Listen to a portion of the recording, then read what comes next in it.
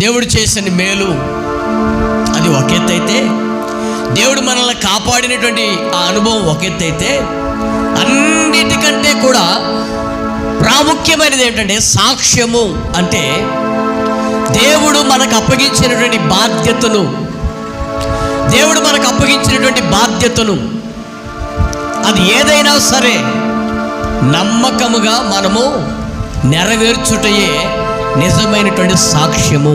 ఒకవేళ విశ్వాసిగా దేవుడు నిన్ను పిలిచాడా, విశ్వాసిగా నీ సాక్ష్యాన్ని 10 మందిలో కాపాడుకో.